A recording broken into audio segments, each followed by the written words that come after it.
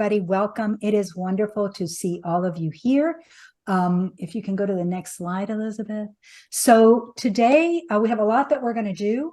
We're going to, of course, do our welcome and an overview, and we're really going to talk about what makes a good story.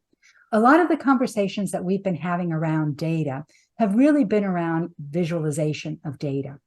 And we want to today talk about the fact that a data story isn't just data visualization. It also contains some narrative. So we'll spend a little bit of time learning more about that, about what makes a good story, about what are the components of a data story, because it's slightly different, the data story continuum, and then knowing your audience. And then you get to spend some time working with a partner around brainstorming your own data story. All of you hopefully have some data that you have reached some insight on that you want to share with your folks, and this will be an opportunity for you to practice and develop that muscle. And so a little bit of housekeeping. I think you all know this. We'll record and we are recording now, our session. We'll send it to you as a follow-up email. We're going to share all of our resources so you can use them in your setting. Of course, you know how to use the chat and the questions and all that. So I think all of that is pretty much things that you already know. We do always ask you to be on camera as much as you can. We love seeing your faces. It helps build community. So we hope to see you to the extent that you're able as we continue having our discussions and our time together. So as we shared earlier, if you're just joining us, and I'm getting a little bit of a feedback of this, I can get you all to mute yourselves until you're ready to talk. Thank you. As I shared earlier, in case you missed it, Alisa's in the Big Apple with her husband, having a wonderful time, I'm sure. So today you will have myself, Patty Alvarez-McHatton, Chief Program Officer for Branch Ed, as well as our wonderful Elizabeth Lissick, who is our Assistant Director for BIRCH, our Professional Learning Center. Some norms of engagement. We ask you to be present and present. We know that there are a million things that are taking your attention, both on a personal, professional, as well as national and international space. We recognize all of that. We ask you to take this hour or 2 hours with us to just kind of immerse yourself in this conversation, and then we'll get back to the realities that face us. Please contribute to the discussions. We don't want this to be a Patty and Elizabeth show, although we do like that too, but we don't want it to be that way. We want to hear from you because you all are experts as well in other ways than we are, and we want you to engage with each other and share ideas. So you've already started your journey. How exciting. You are now at the midway point. You are now in session 2. So you're halfway there. Today, we're going to talk about the data stories, skill set that you need for that. And then you'll have one more session and we'll be able to go from there. If you attend all 3 workshops, complete the pre-work, which really is just taking part and being part of the learning community, and complete the capstone, which is nothing onerous. You're going to start working on it today. And at our next session, you will have a digital badge that'll align with the objectives that go with this workshop, which are understanding the power of data storytelling, leading to action, reflecting on your data goals, and then brainstorming and beginning to plan your data story. So these are our objectives for today. And we definitely want to share that many of the concepts and ideas that we're presenting here come from this amazing book from Brent Dykes. We really encourage you, we're not trying to, sell anything, but we have found this book to be very helpful to us as we do our data empowerment work, and you might find it equally helpful as well. So we do want to, highlight and surface that this has been a wonderful resource for the work that we're doing. So Elizabeth, I'm turning it to you. Absolutely. So as we were thinking about this session and the work that we are doing with many institutions around data storytelling, we just couldn't help but think about the power of a good story. Something really wild and extraordinary happens to us and to our brains when we hear those words, once upon a time or something like that, right? It pulls us in a different way. In fact, I learned in the book Patty was just referencing, one of the things that I was reading about is that our brains actually, in some cases, respond and react differently to a story than they do to simple facts, right? So facts operate, they engage different areas of our brain, but specifically the language processing centers of our brain. But stories oftentimes will engage other regions of our brain as well, like those that are associated with smell and with touch and with movement. You talk about, walking into a bakery and smelling those fresh cinnamon rolls, and you can almost remember a time when you were there, right? There's power in a good story. And we know that stories come in all shapes and sizes. And so we wanted to share with you one that maybe you aren't familiar with and you haven't heard before. So the Bulwer-Lytton Fiction Contest is an annual contest that's sponsored by the English department at San Jose State University in San Jose, California. And the entrants to this competition, this contest, are invited to compose the opening sentence to the worst of all possible novels, like something that's deliberately bad. But you know what? It makes you feel something either way. So I want to share with you the winner of 2023. Is someone willing to read this out for us? Do I have a volunteer I can't see you right now, so come off mute for me and read this with passion, opening sentence out loud for us. I'll do it. Thank you. Okay. She was a beautiful woman. More specifically. Oh, Jasmine. Okay. Thank you. Bye. Okay. More specifically, she was the kind of beautiful woman who had an hour-long skincare routine that made her look either ethereal or look like a glazed donut, depending on how attracted to her you were. I mean, listen, you can't deny it makes you think something. You picture it, right? I want to read this now. Yeah. So it is. Thank you so much for reading that out loud for us.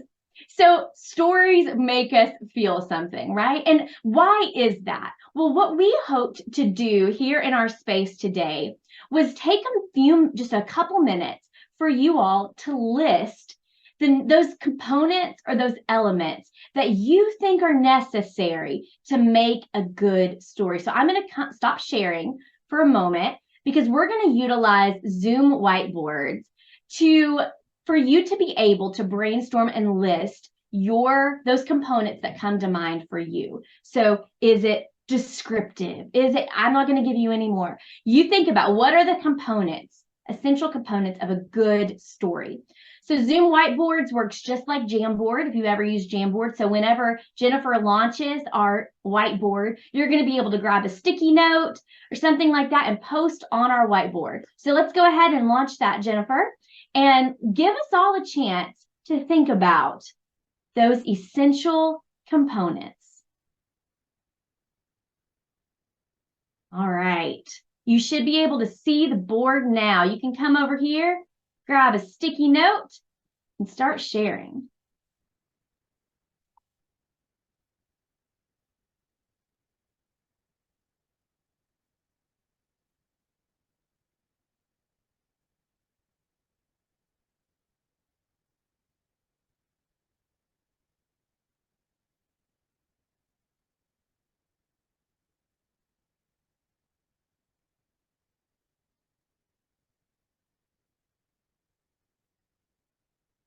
So you can use a text or comment. I prefer the sticky note. It's the fifth option down in the list on the left.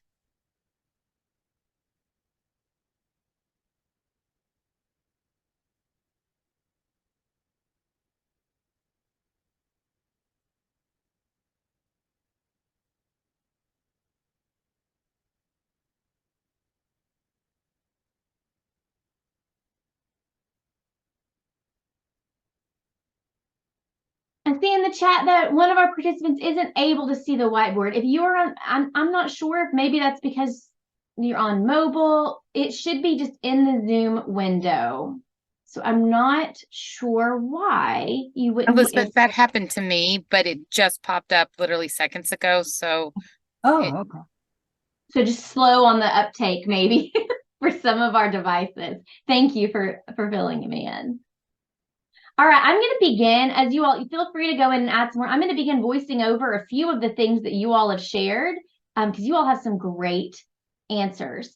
So some things that I see are that it's the setting, the characters, the plot, that it is, the characters are developed and interesting. A few of you talked about having purpose in the plot. The stakes are high. There's an interesting protagonist or antagonist. Let's see. Descriptive, specific information. It's relevant. It's relevant. There's color, character. Yes, you stop reading to contemplate. I think there's something to be said for that, that's like, I don't even know what it is, but something makes me stop and want to spend some more time with it. Let's take just another moment. I love, because I see someone still typing. I so appreciate you all contributing to this, because I want us to keep these things in mind today as we go through this session and we think about, what are those components? What are the things that make me say that was a good story? It's relatable, very much so.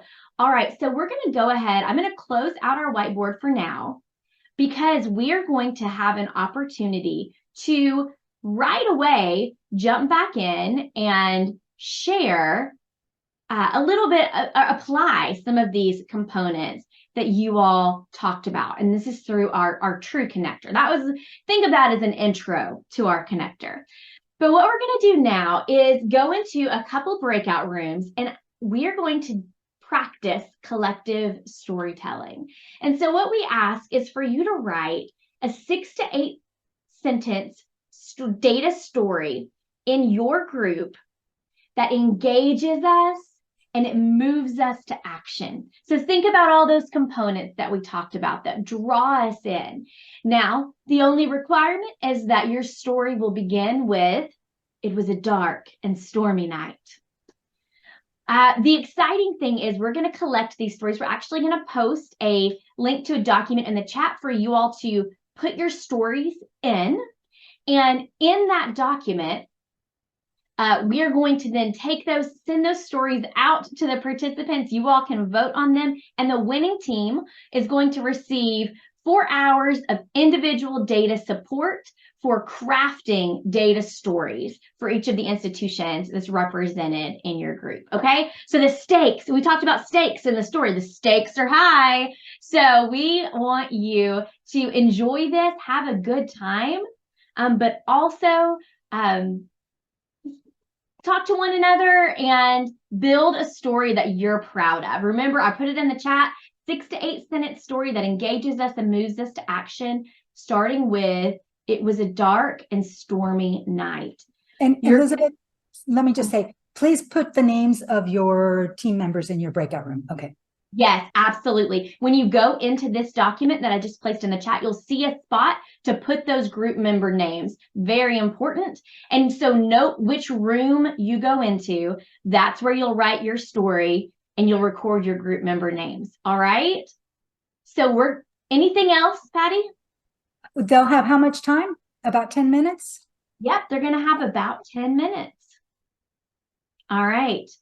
Jennifer, whenever you are ready and able, send us away. Okay. Welcome back. It's so good to see you. I apologize that there were some issues with the document at the beginning. It should be addressed now. So if you didn't have a chance yet to put your story in, it's not too late. You have through the session today, because remember, we'll send out a survey to all of you with those stories included and give you a chance to vote on the one that just makes you feel something, right? Moves you to action. And that team will receive some additional individualized data support. But we have just a minute or two here that we would love for one or two of you, if you're willing, to share out a little bit about what you wrote or what you shared. So is one of our groups willing to stand up on this dark and stormy night and share your story with us?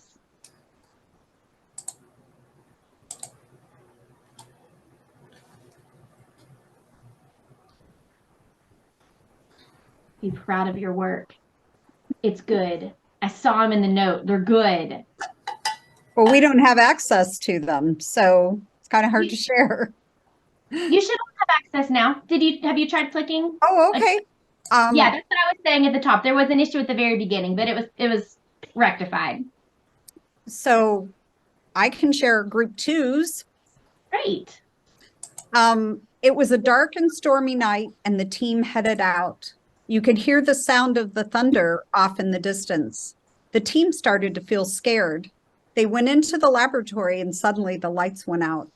The phosphorescent chemicals glowed eerily and made chills run up their spines. No one could say a word and looked at each other in silence. Suddenly, there was a knock at the door. The handle turned slowly. Cliffhanger. I love it. I love a good cliffhanger. Thank you so much for sharing. You're welcome. Is anyone else? I see all the groups have something in the document now. Thank you so much. We have time for one more group to share out.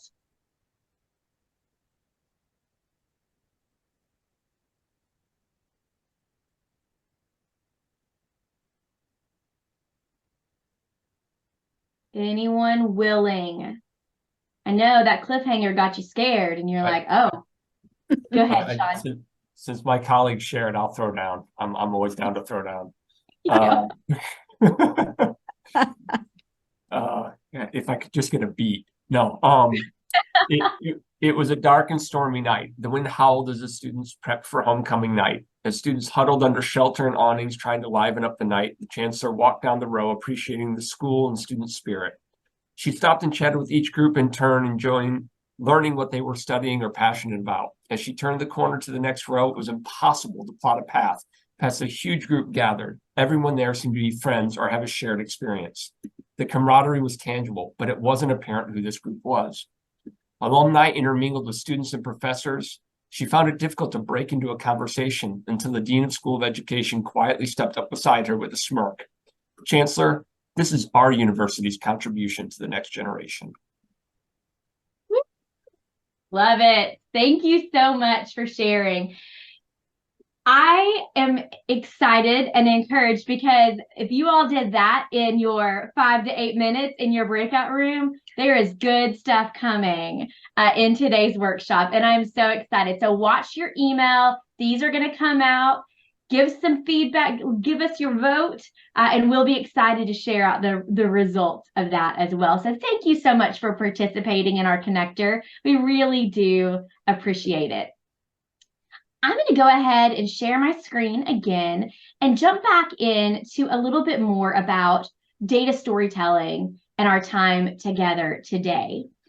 So one of the things that we've thought about a lot are what are those components? And Alicia mentioned this in the last session as well, that data storytelling requires the right data, right? Because the right data will explain, the right visualizations, because the right visualizations will enlighten, but it also has this narrative, a good story that engages us. What we know to be true is that narrative and visuals help our data go places that it can't go alone. I think there's been a misnomer oftentimes, and I've done this as well, where I've thought data visualization and data storytelling were synonymous. But I would challenge our thinking there and say data visualization alone is not data storytelling. Then we find ourselves saying, but don't the facts speak for themselves? If we provide the facts, won't people make that logical decision? And I love this quote because it's a reminder to me, the human mind is a story processor, not a logic processor. We're naturally more critical of new data that don't align with our current assumptions or viewpoints. So sometimes when we're sharing data, it requires this story, this narrative that goes alongside that helps make sense of the data, make sense in our minds or the minds of our audience. Remember, we said that other areas of the brain can engage differently when someone shares a story. And I heard this quote and I thought it was so interesting. It said, "We hear statistics." And keep in mind, I imagine you're all here because you're frequently engaged with data in your work, or you enjoy data. I love data. I enjoy statistics. I've taught statistics for years. But I love this quote. It says, "We hear statistics, we feel stories." Stories can cause our brains to release different hormones that can like cortisol, oxytocin, that can increase attention, empathy, and our desire to act. They can help us to better comprehend difficult or complex concepts. Essentially, data stories can provide a bridge for us between these worlds of logic and emotion. So one of the things, now don't run away with me here and don't hear something I'm not saying. We're going to talk about when is the right time to use narrative, when is the right time to use storytelling. But we would be remiss to not say sometimes just our facts aren't enough. Just the visual even isn't enough. We got to go deeper. We've got to think about how we are truly motivating our audience to make the switch. Patty? And so I think the thing to think about is ultimately the reason we work with data and we want to share data is because we want our participants, our audience, to act on that data. The data reveals a success, an opportunity, sheds light on some action that needs to be taken. And we really want participants to jump in and embrace what it is that the data is saying and care about it enough to say, I want to do something about it. I want to contribute to what it is that's causing what it is that we're seeing. And so we always enjoy using the book Switch because it does talk about the importance of directing the rider, motivating the elephant, and shaping the path. And I always tell the story of, my son is a very analytical individual and his wife is a very bohemian person, very much emotional. He's very much logic. And I can't tell you how many conversations I've had with him to say, you don't argue emotion with logic. You really have to think about where is this other person coming from. So one is we need to direct the rider. We need to help the rider understand what it is that's being asked of the rider. And we also need to understand, is what we're asking something that they are able to accomplish and do? Sometimes we make the assumption that just because, folks have a master's or a PhD and have been through a research program, that they know how to do this. But the reality of it is data for data improvement and continuous improvement and data empowerment is different than the data that you engage with when you're doing your research. It's very different. So you need to, whoops, you went backwards. Thank you. Why? So you need to direct the rider. The next thing is, the elephant is the emotions.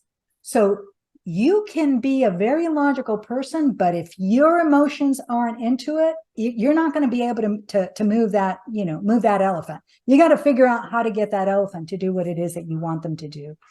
And ultimately, you want to shape the path. And by shaping the path, what we mean by that is sometimes from where we start to where we want to be seems like such a long and treacherous journey that we become overwhelmed. So instead of thinking about long-term goals, think about critical short-term moves. What are some things that you can do?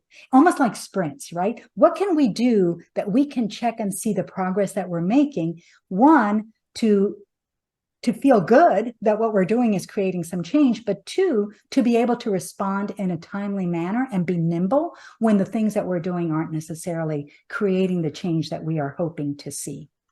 And so some of the things, the next one's Elizabeth. So some of the things that we want you to think about is you don't always need a story. You really don't always need a data story. It really depends on what it is that you're trying to do with the data. If you just want to provide information about something, you can share the data without necessarily telling a story. You can provide some data visualization, but if it's just informative data that you want to share, you really don't need to go through the idea of, okay, what is it that I need to do as far as the story is concerned. If you want to give individuals an opportunity to explore some data, you want to share information and let them come up with their own insights or questions, those types of things, doesn't need a story. If the information is abstract, and kind of general, so to speak, you don't really need to think about a story. If you have data that is continuously updating, so it really is hard to kind of find a place where you can get a snapshot of it and people can kind of access it and see changes, in a quick kind of continuous way, don't need a story. And if it's automated, you also don't need a story. And I want you to think about this. We have a tendency to say, you know what, if we just had a dashboard that people can go in and pull the data and do whatever, but the world will be fine. All will be good in the world.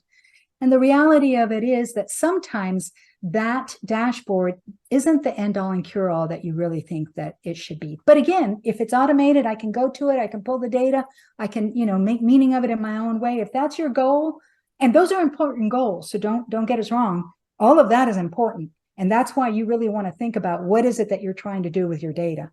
But if you really want to think about, being insightful and really have your participants really think deeply and really have a deep understanding, depth over breadth, then you really need a story. If you want to be able to explain or have your participants leave with a particular insight in mind, you want to do a story.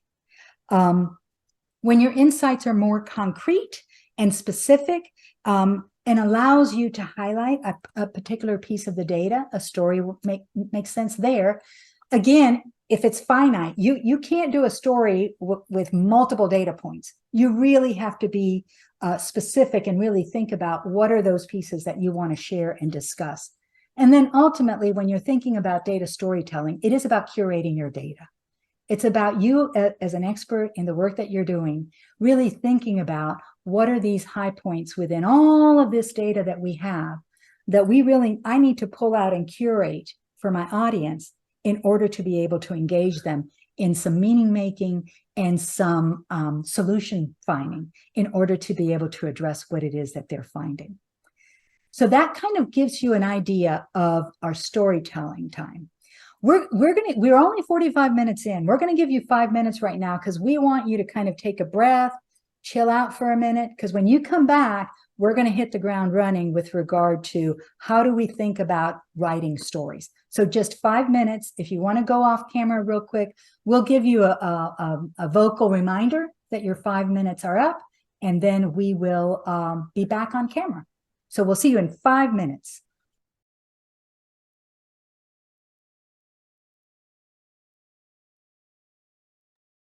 All right. So please cycle back. And then when folks come back on, we'll go ahead and continue our journey.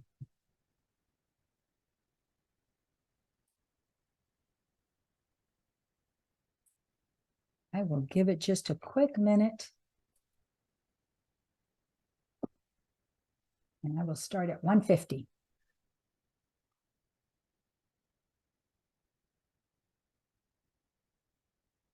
Okay, thanks, Robin. So I'm going to go ahead and get started. I think one of the things that, again, as data folks, that I want us to consider is that we always, we're very attentive to the numbers. We are constantly thinking about what the data say, the data we have, the quality of the data, is it the right data? Is there access to the data? All of those kinds of things. And one of the things that we always want to keep centered for us is that a data point, a number is just a number, but that number represents a person. And so that's where this idea of thinking about how do we engage our audience in caring about what's happening beyond just the number and seeing kind of who the people are behind those numbers. So one of the issues that I think when it comes to thinking about data and sharing data is really becoming so enamored and so focused on the data that we don't kind of look up to kind of think about, okay, what are some other things that we need to keep in mind? And one of the things that I don't often hear folks talk about is their audience and how the audience that you are presenting the data to, how that impacts or should impact the way that you present the data, the way you approach the data, and how much you share, right? So we want to encourage all of us to really stop and think about who are we going to share this data to?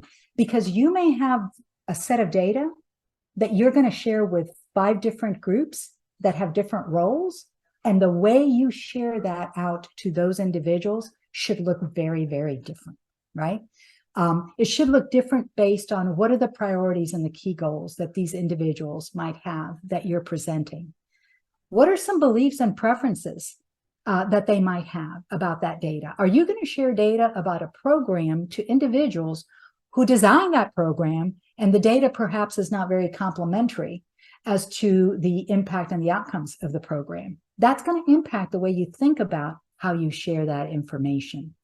The other thing is, what expectations do people have that are sitting in the audience when you talk to them about the data? And I've been in these situations. Are they going to assume from the get-go that there's something wrong with the data?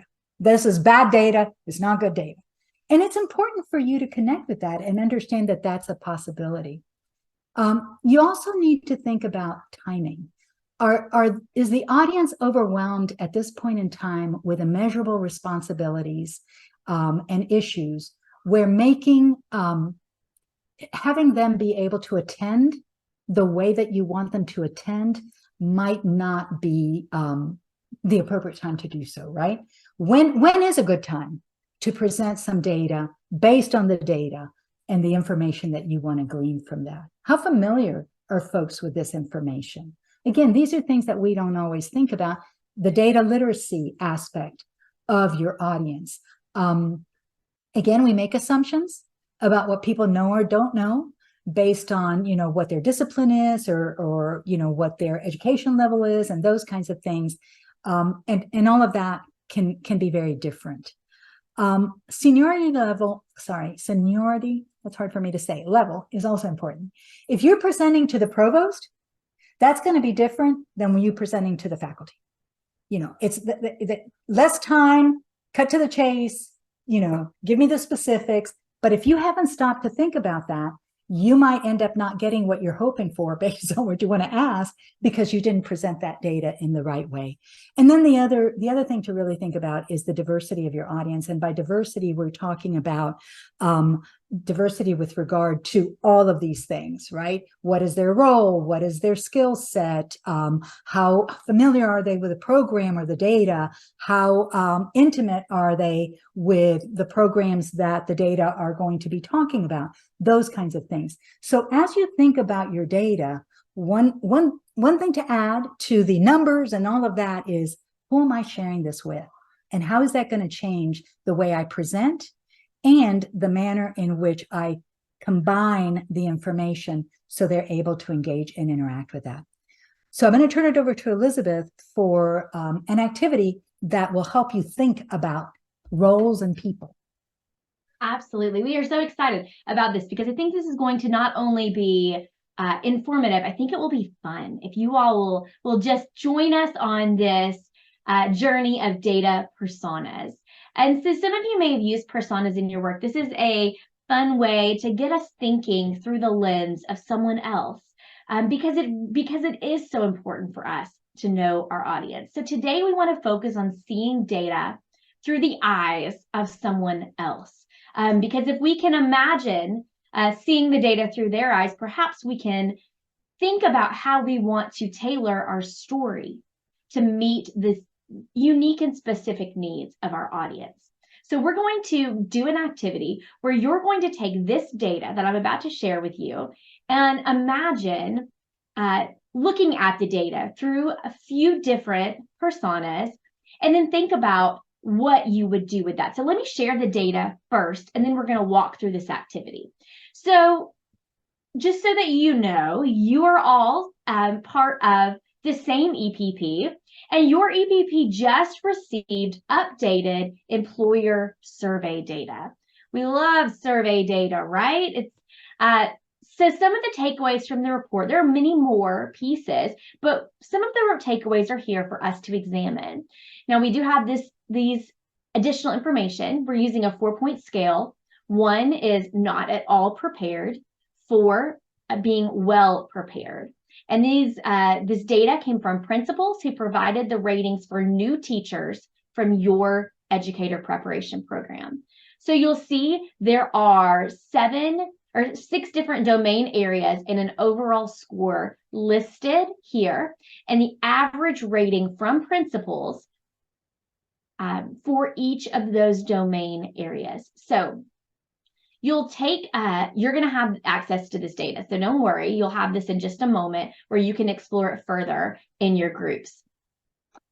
These are our 5 personas that we are going to think about today. We have Dr. Gupta, our provost, Mr. Miller, a mentor teacher, Dr. Brooks, who's an associate professor in the College of Science, Dr. Arce, who is an assistant professor in bilingual education, and Ms. Rodriguez, who is a teacher candidate. So you are going to spend some time thinking about this data through the eyes of one of these personas. You're going to be in breakout groups of 5. Keep in mind there were 5 personas, and so each member of your group should assume one of these personas. I want you to consider how your persona would hear and receive this data, and share that out with your group. Talk a little bit about that. Then I want you to move to a discussion about how the data story could be tailored in order to impact or be effective in reaching each persona, okay? So thinking about all the things Patty shared about how we know our audience, those components we want to think about as we are crafting a story that could reach each one of us as we take on these 5 personas. All right, I am putting a link in the chat.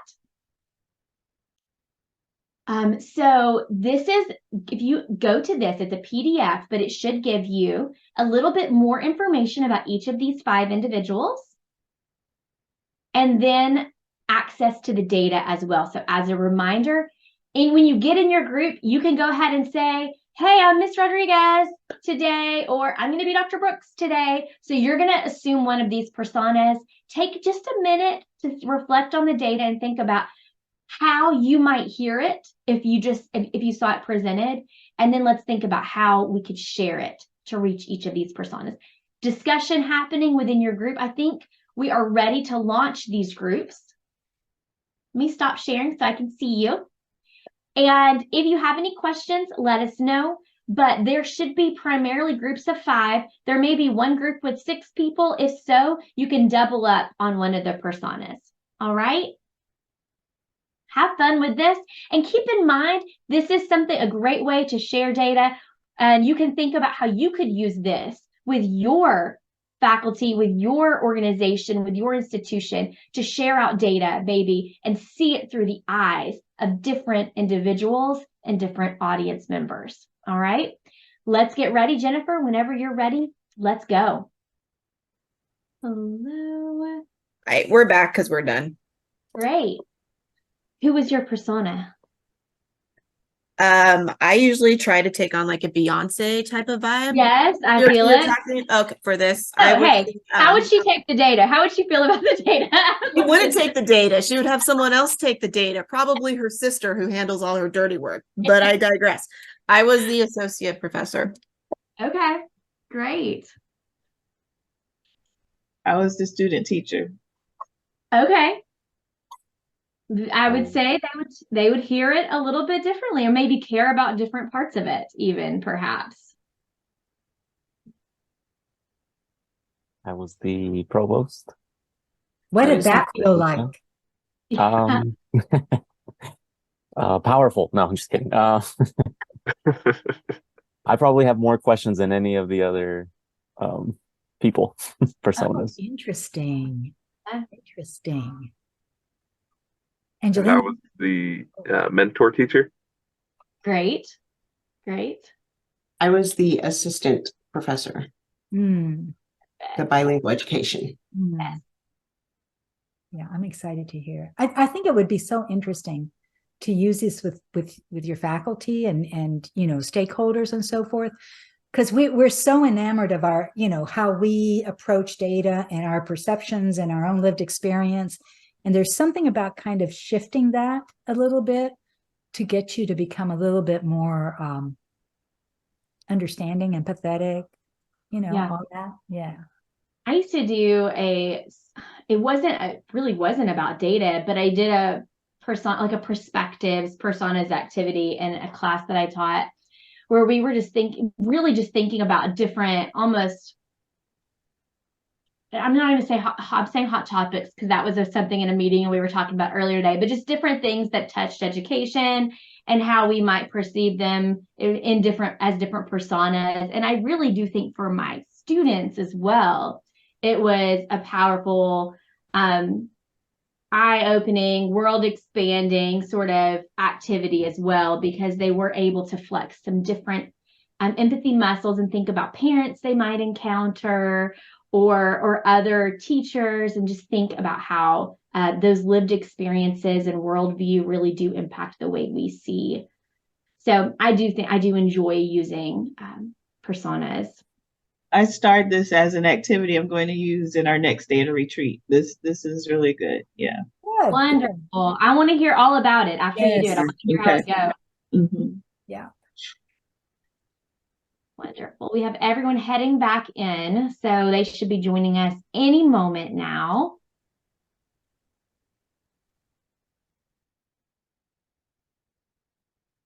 And we will continue. Yeah. Jennifer, did you do the pullback? Yeah. Okay. They've got less than 30 seconds to get back in here. So perfect.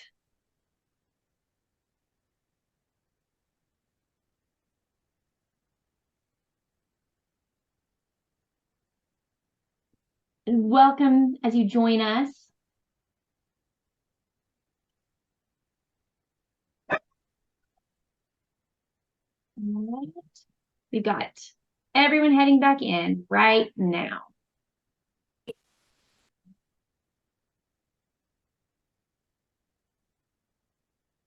All right, thank you so much. Thank you for taking the time to engage with our personas. We wanted to just quickly take 3 or 4 minutes to share out a little bit about how that activity felt, maybe one of a discussion piece that you all talked about. So who would like to share? Or maybe we could even say, share maybe the persona that you had and one of your thoughts or takeaways. I can start with group one. Thank you, Mom. In group one, my role was Miss Rodriguez, a teacher candidate. And I was really worried. I was really worried because content was rated the lowest. And I will be extremely concerned that I will not be well prepared or perceived as not being well prepared by my employers. So want to see what can we do, perhaps collaborate for some curriculum mapping, being part of an advisory group, EPP advisory group of some kind. Yeah. Wonderful. Thank you. Who else? I was Miss Rodriguez as well, but I took a different perspective. While I thought that Miss Rodriguez would probably notice some of the low numbers, and I don't know, maybe I'm completely off, but I thought as a future clinical teacher, she would focus on the overall number. That I think a lot of our clinical teachers look at the big picture rather than the minutia.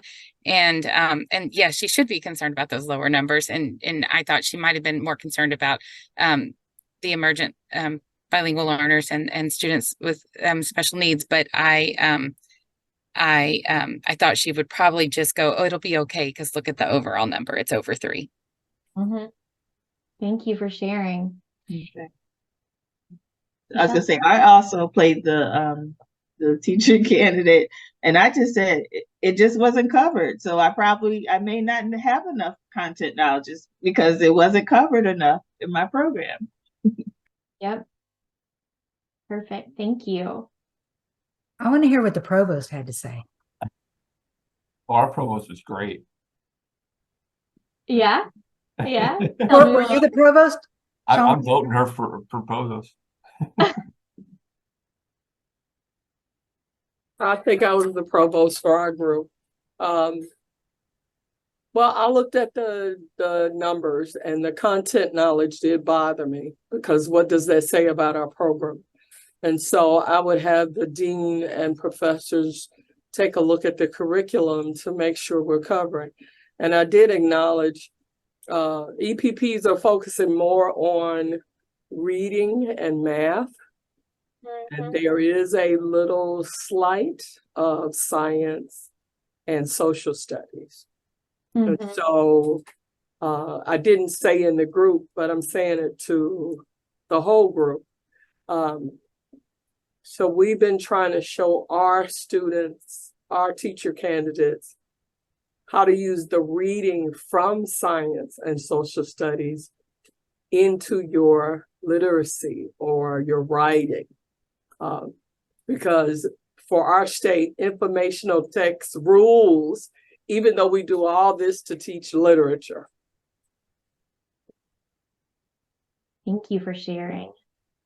Someone, I think it was Sheila, in our group suggested, very interesting perspective that the data is really supporting the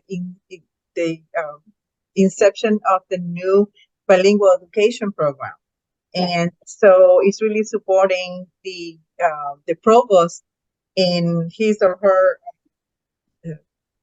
approach in looking for to support the this new program.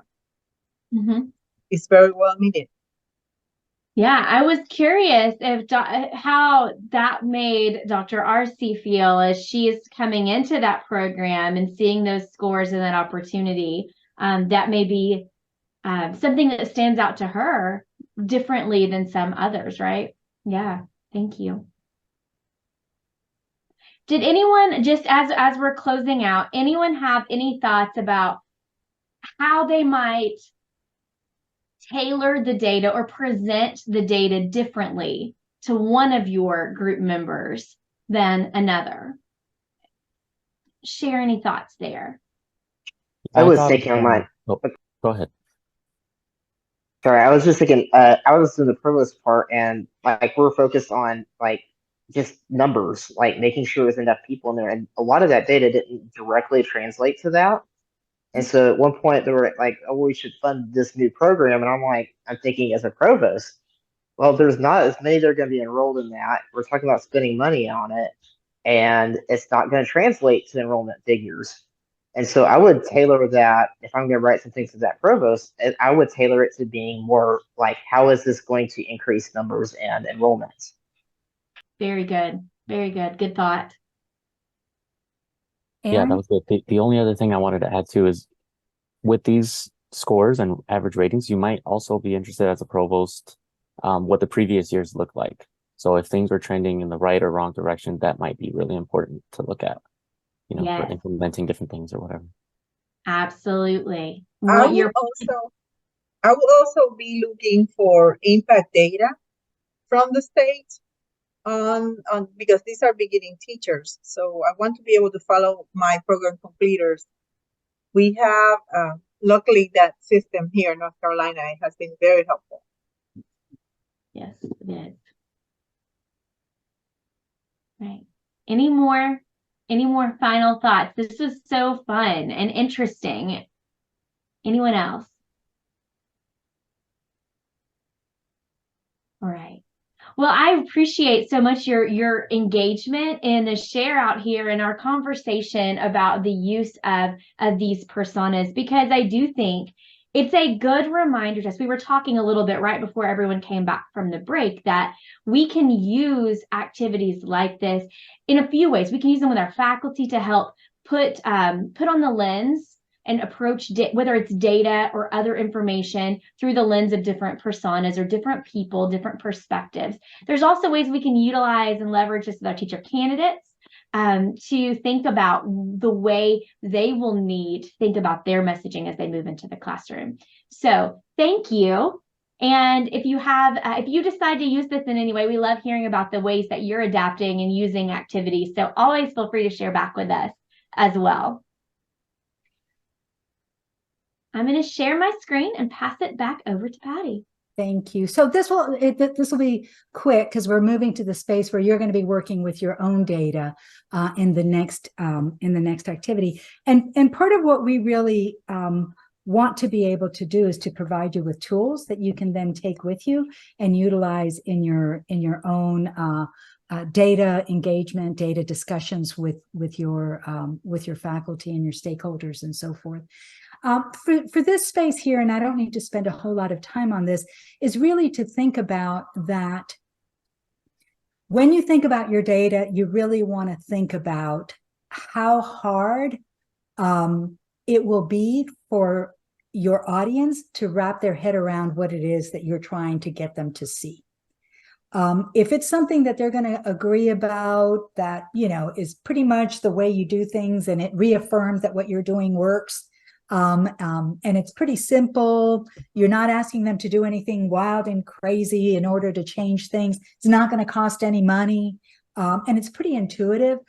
Again, those are things where you can probably just share the information, give your audience an opportunity to engage and interact with it and come up with their own insights and their own questions. It's when the information you're presenting is moving into this other realm where really the message perhaps is not as pleasant as you hoped for.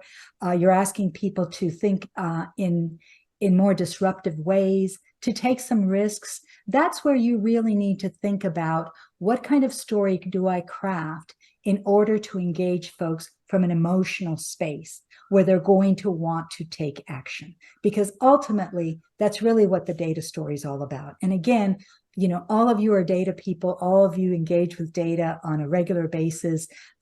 You know it inside and out, and you know your audience too. So all we're saying with our work today in this workshop is to really, let's be more purposeful in thinking about the who, the what, the how, and then designing our presentations and our activities with our folks in those particular ways.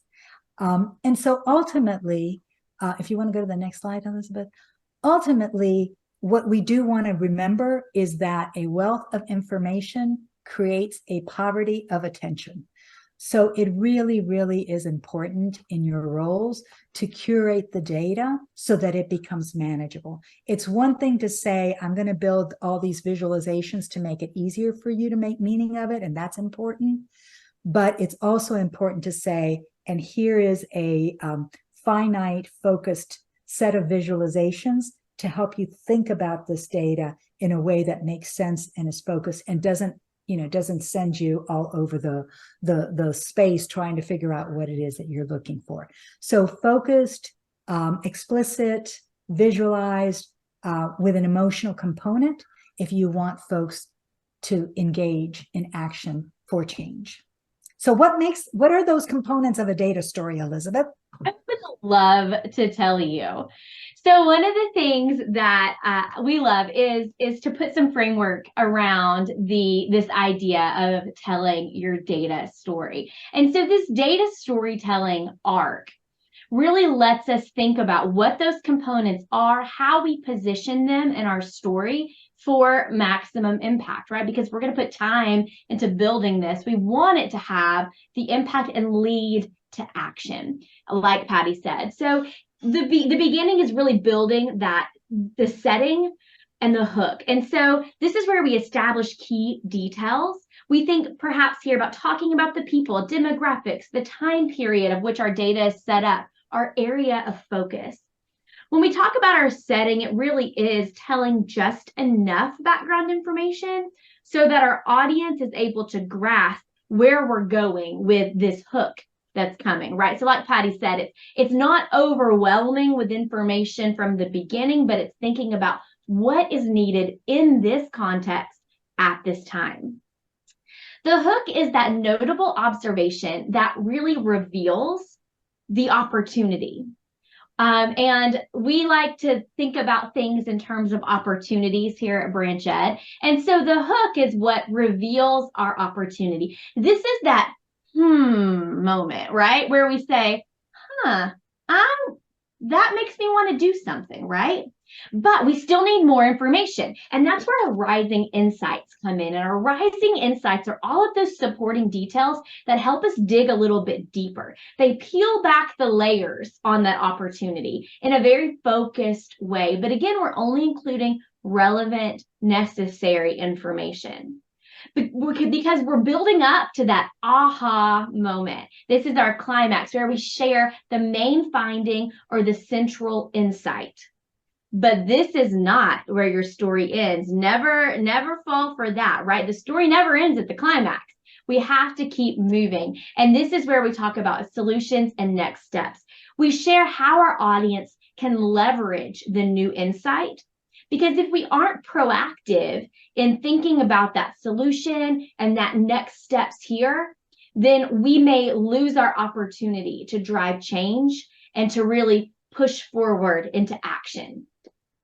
So we were thinking about this arc, and we were thinking about what does this actually look like when we're talking about our data? So this is a very basic data story for you to walk with us through and get an example of what this might look like. Now, for your reference, there is no actual data in this. I've taken out the numbers. It's really just a few visuals to walk us through this progression, because this is really about the arc.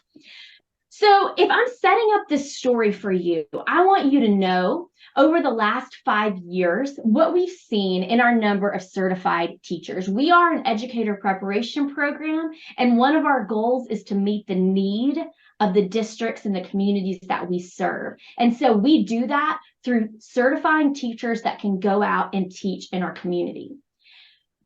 But I want to point out, but if I'm bringing the hook to you here, you'll see that in the last year, the number of certified teachers dropped significantly, if we're talking about statistics here, as we look at the number of certified teachers we were able to produce.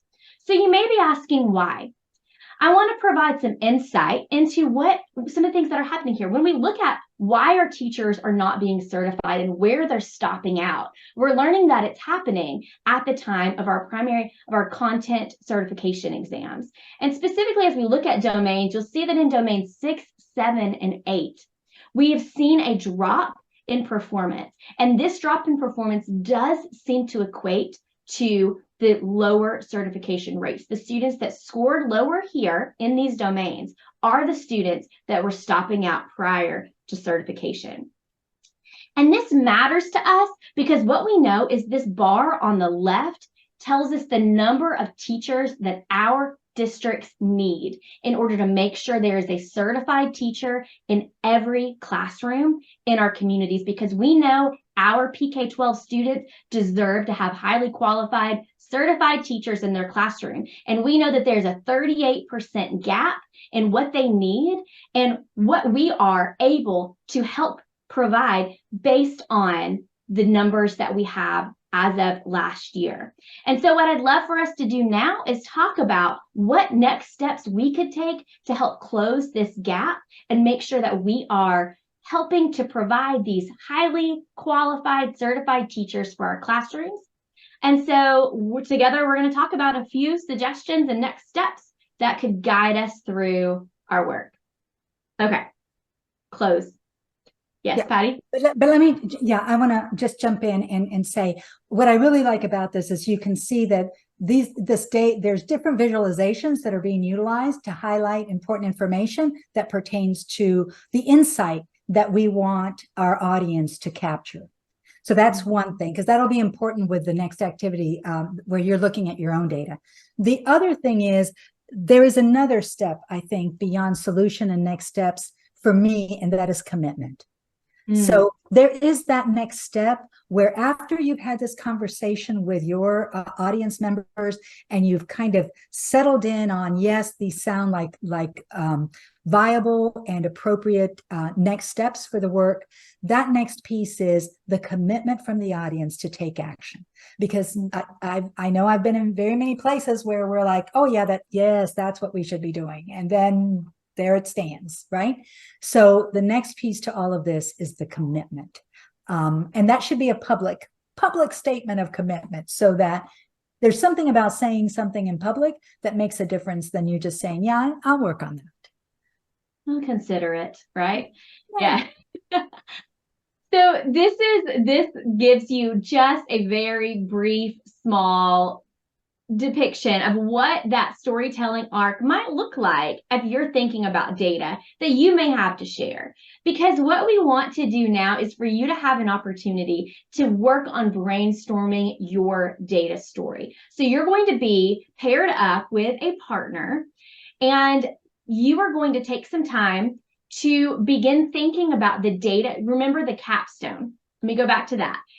Patty talked at the beginning about those steps for the digital badge, and next session is going to be very focused around your culminating story, your capstone. And so I want you to think about, if you haven't already determined, what data you want to share as part of that story.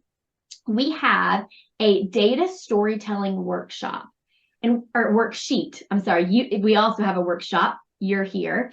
In the workshop, we're sharing a worksheet, and the data storytelling worksheet guides you through some prompts to think about your data, your audience, and your storytelling arc, the things that we've talked about today. And as part of that, like Patty said, is the action we are leading them toward.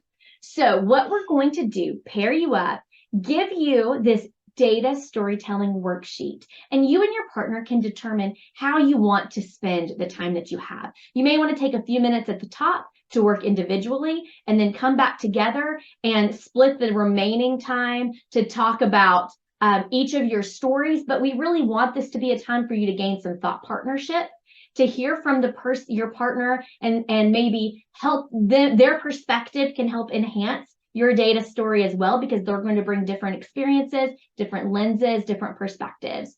So go ahead, Jennifer, if you'll go ahead and put in the chat, one note about this worksheet is that it is set up as a download.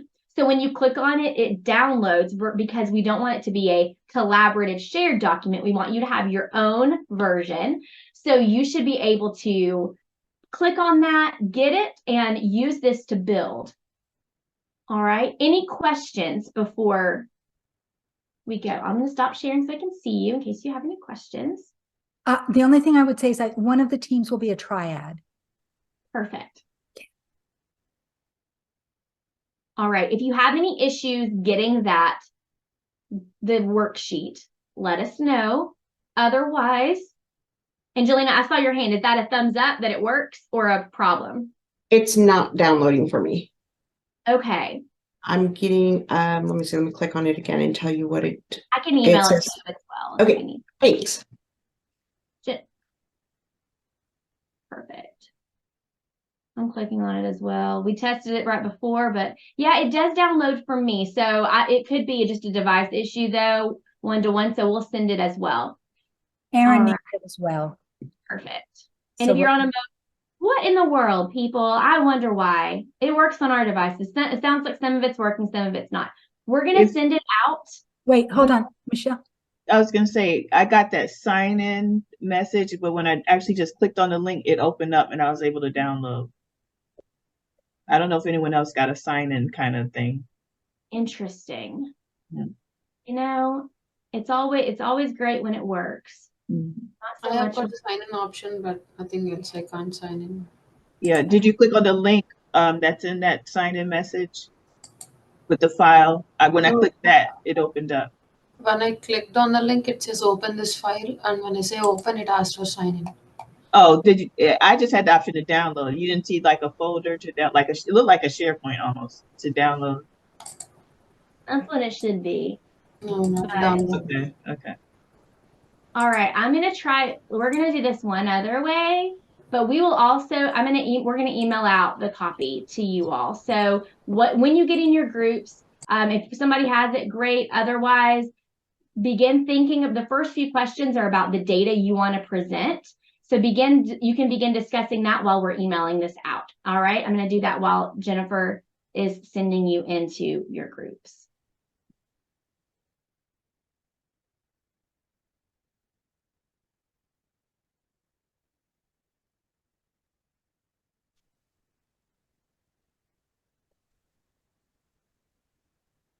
Welcome back. Welcome back. Elizabeth, this is Robin. I wasn't able to open that form as well. Is there any way you could email it to me? The one, it should be in your email. I emailed it out. Did you get it in your email? I don't see it. I'll email it directly to you. It went to the list, the distribution list, but let me right now email it directly to you because you'll definitely want it. Okay, thanks. Just to prepare for next. My teammates told me the questions and I was typing, but No, I want to make sure you've got it. Mm-hmm.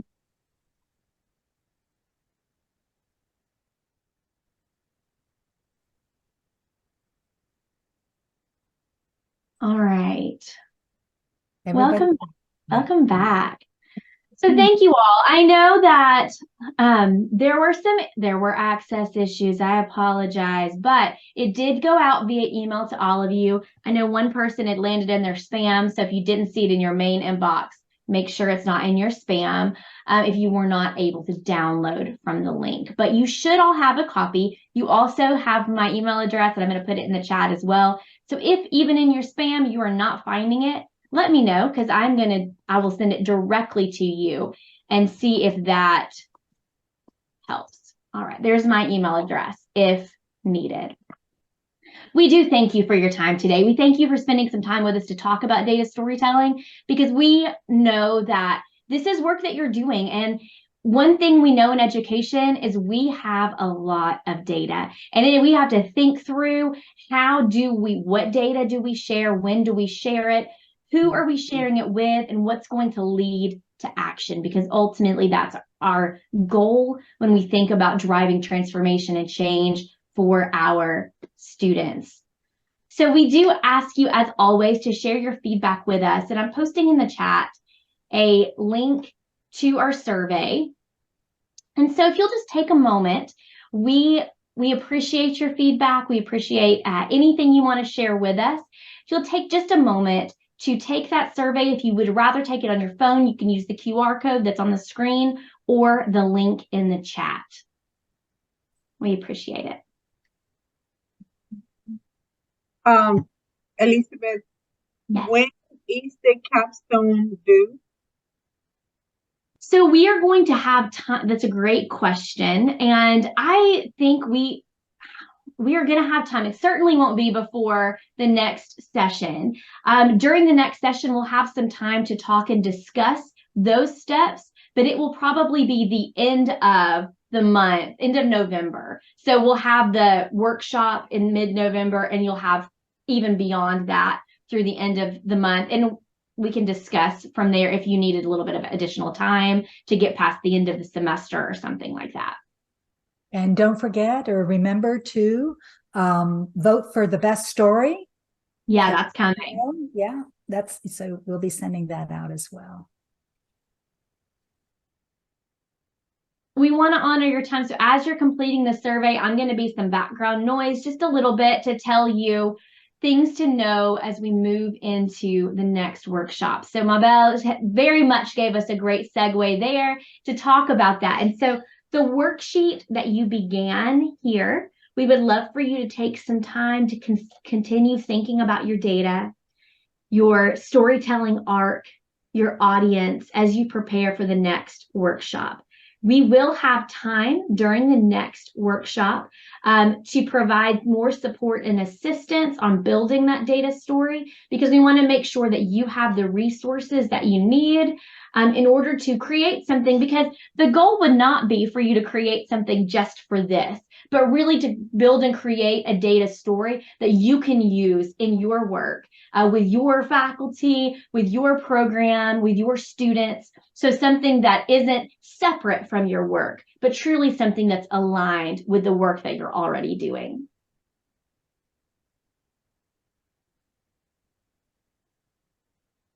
Any additional thoughts, Patty, in closing? No, I think you've covered it. Thank you so much for sharing your time with us. Hopefully you found the information helpful and beneficial, and we look forward to seeing you again. Thank you so much.